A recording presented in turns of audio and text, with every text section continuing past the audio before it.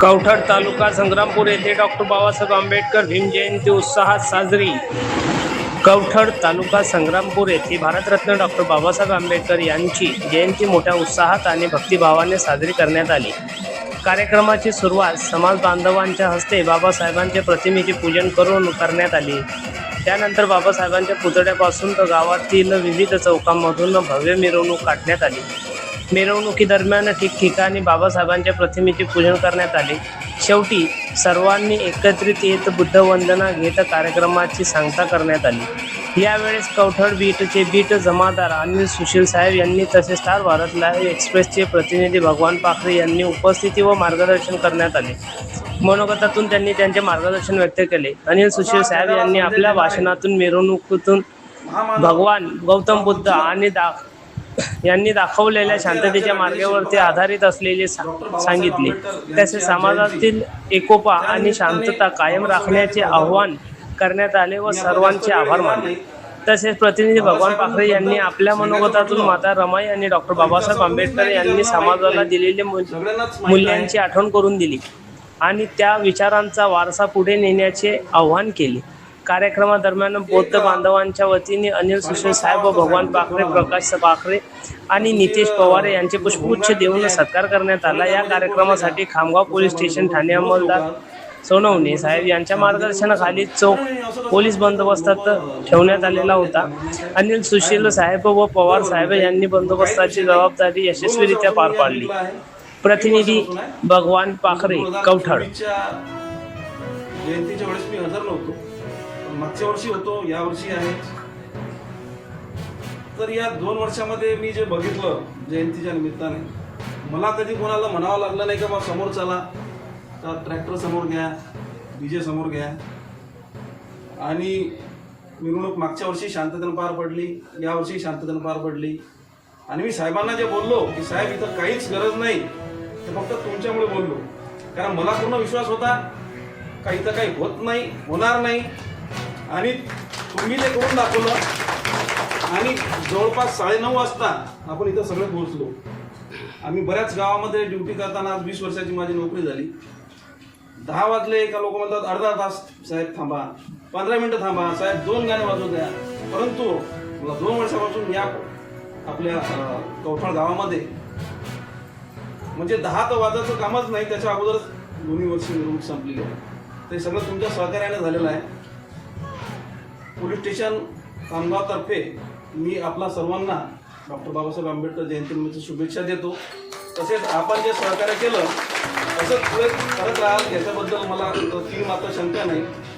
आणि सर्वांचे आपण केलेल्या सहकार्याबद्दल मी आभार मानतो। जय भीम, जय हिंद, जय महाराष्ट्र।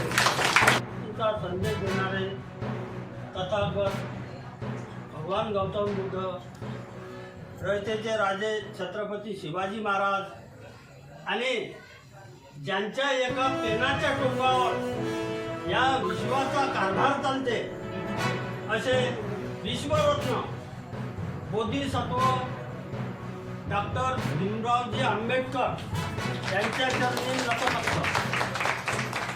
बंधूंनो, आज 14 एप्रिल ही कवठडमध्येच नव्हे तर जगाच्या कानाकोपऱ्यातून साजरी होत आहे आणि त्याचं कारण सुद्धा तसंच आहे। डॉक्टर बाबासाहेब आंबेडकर यांचे या विश्वावर एवढे उपकार आहेत की त्या उपकाराची परतफेड कोणीच माईचा लाल करू शकत नाही। बंधूंनो, 1891 मध्ये महू येथे एक दिव्य ज्योती जन्माला आली। ती दिव्य ज्योती म्हणजे डॉक्टर बाबासाहेब आंबेडकरजी।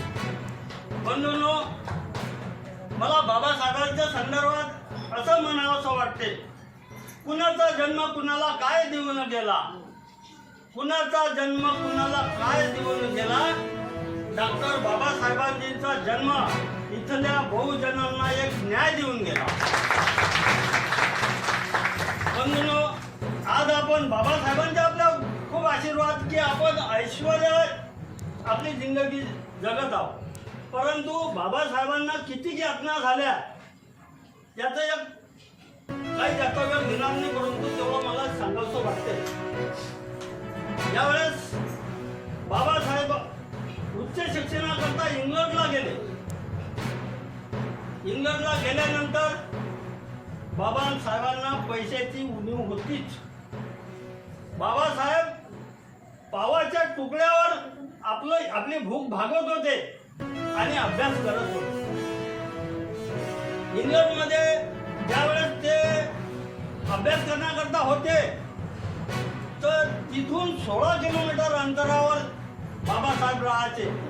रोज बाबासाहेब पैदल यायचे आणि पैदलच जायचे आणि पूर्ण अभ्यास करायचे. अशा वेळेस भारतातून बाबासाहेबांना एक तार गेली. ती तार होती माता रमाईची. आणि त्या तारेमध्ये असं होतं, साहेब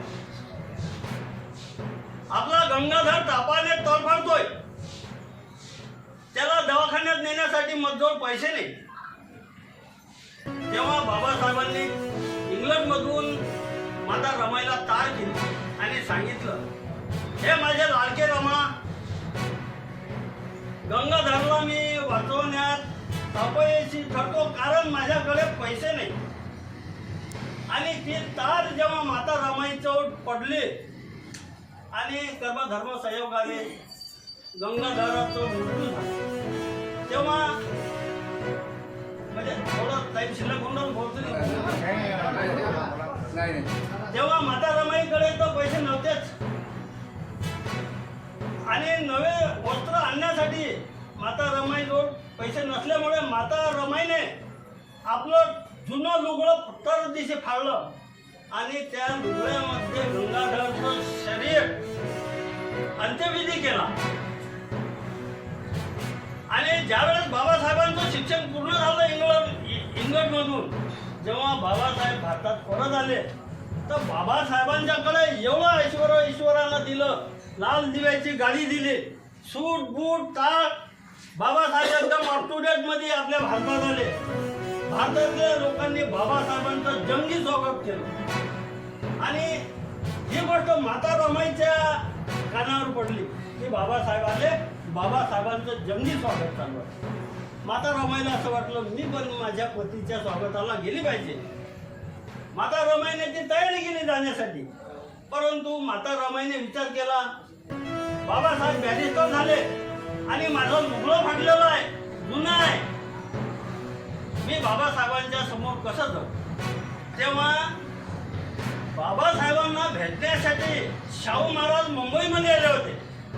त्यावेळेस शाहू महाराजांनी बाबासाहेबांना एक जरीचा फेटा दिला होता, निळ्या कलरचा सप्रेम बेल्ट, आणि ते घरात संदुकीमध्ये ठेवलेलं होतं.